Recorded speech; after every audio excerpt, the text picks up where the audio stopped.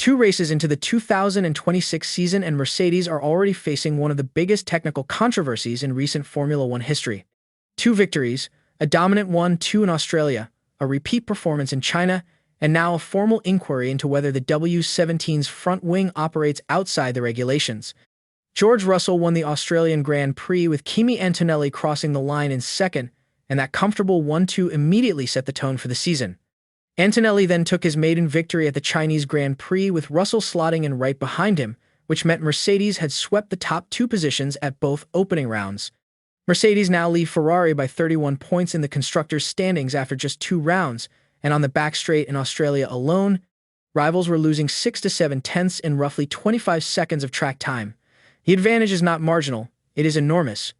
That kind of speed attracts attention, and what began as fan observations on social media has escalated into something the governing body now has to formally address. The 2026 regulations replace DRS with a fully integrated active aerodynamic system where wings operate in 2 modes. Z mode is the high downforce configuration used through corners, while X mode reduces the angle of attack on straights to cut drag. Drivers manually open the wings for each straight line zone, and the wings close automatically on braking or throttle lift. The FIA's technical regulations specify that the maximum transition time between the 2 fixed positions must not exceed 400 milliseconds, with position sensors on the actuators connected directly to the FIA standard ECU feeding live telemetry during every race. The allegation against Mercedes centers on the front wing of the W17 closing at different speeds depending on the corner. A social media account called DR Sumlocked posted video analysis from the Chinese Grand Prix comparing the wing's behavior at 2 separate points on the Shanghai International Circuit. At turn 14, a heavy braking zone following a long straight, the wing appeared to close slowly and gradually with an estimated closure time of approximately 800 milliseconds, which is double the legal limit. At turn 9, a lighter braking zone, the wing closed much faster, and that variable speed closure sits at the core of the concern because it suggests the system may have more than the 2 permitted fixed behaviors. The theory that surfaced is that Mercedes may be running what sources describe as a 2-phase closure mechanism. The wing completes enough initial movement in the first phase to satisfy the FIA's position sensor within the 400 millisecond window, then initiates a second phase to complete the full aerodynamic transition more slowly. The potential advantage is that the car sheds drag for longer into braking zones, improving airflow and balance under heavy deceleration. Mercedes also chose a unique design approach for their front wing that separates them from the rest of the grid. Most teams opted for 2 independently moving front wing elements, but Mercedes and Aston Martin chose to move only the uppermost flap element on each side while keeping the secondary plane fixed. Their nose pylons attached to the secondary plane rather than the main plane, leaving only the tertiary flap free to rotate. On Sunday evening, immediately after the Chinese Grand Prix, Ferrari submitted a formal request for clarification to the FIA. This was not a protest, but a procedural step asking the governing body to examine whether Mercedes' front wing complies with the regulations. Italian journalist Rosario Giuliana of Autoracer.it broke the news, reporting that Ferrari had specifically asked about an alleged 2-phase front wing on the Mercedes W17. Ferrari's query focuses on the transitional mechanism and whether the system effectively bypasses the 400 millisecond sensor test, while the actual aerodynamic transition takes considerably longer. Italian media reports indicate Ferrari identified the behavior through analysis of turns 14 and 9 at Shanghai. No direct quotes from team principal Fred Vasseur about the front wing issue have surfaced publicly, but on the separate engine compression ratio controversy earlier in the season, Vasseur stated they were not there to make a protest, but to have clear regulations with everybody sharing the same understanding. That philosophy appears to extend to this situation as well. Following Ferrari's request, FIA single-seater director Nicolas Tumbazes and his technical office began actively reviewing Mercedes' front wing positions and movements from the Chinese Grand Prix. Both Mercedes cars passed standard scrutineering at the event, just as they did in Australia. But the formal request for clarification has elevated the matter beyond conjecture into something the FIA must now formally address. As of the 25th of March 2026, no formal verdict has been issued. The expectation across the paddock is that the FIA will deliver a ruling or clarification ahead of or during the Japanese Grand Prix weekend on March 27 to 29. If the FIA does not resolve the matter to Ferrari's satisfaction, the situation could escalate from a clarification request into a formal protest. Mercedes have not offered any public technical explanation regarding the front wing behavior, and the team has not directly addressed the footage, the two-phase theory, or the 800 millisecond figure. That silence tells its own story.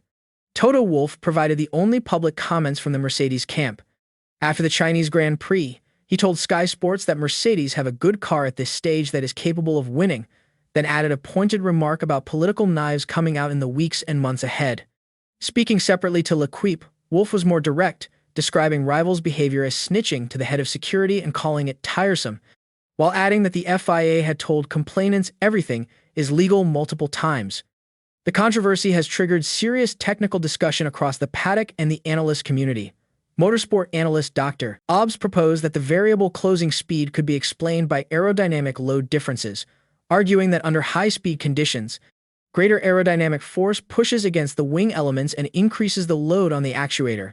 With a hydraulic actuator, that means more pressure is needed to move the flap, and he theorized that a pressure-activated bypass valve could slow the movement under aerodynamic load while performing within regulation during static testing with no load applied.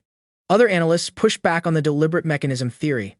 MotorBiscuit's analysis highlighted that the position sensors are connected to the FIA standard ECU, meaning the governing body receives live real-time telemetry during races, and their conclusion was that the 800 millisecond transition observed on broadcast is highly likely the result of a struggling actuator, a mechanical issue, or aerodynamic load simply overpowering a component under stress. Reed Motorsport emphasized that the 800 millisecond figure comes entirely from external video analysis, not from official data. A wing fighting against high-speed airflow at the end of a straight may naturally close more slowly than one moving freely at lower speed, and that variation would be corner-dependent because the load differs from corner to corner. There's also the possibility that the actuator completes its movement within 400 milliseconds, but aerodynamic loads on the carbon fiber structure cause the wing to visually settle more slowly afterward, because the sensor measures actuator position, not the visual appearance of the wing surface. If the FIA determines Mercedes breached the regulations, the consequences could range from a technical directive clarifying the rules going forward all the way to disqualification from specific race results. An investigation could extend to previous races if the same system had been in use throughout the season, potentially resulting in the retrospective alteration of results with podium finishers and race winners being changed long after the event. Confirmation of any violation would also demand that Mercedes remove the system from the W17 entirely. The FIA has a range of options at its disposal.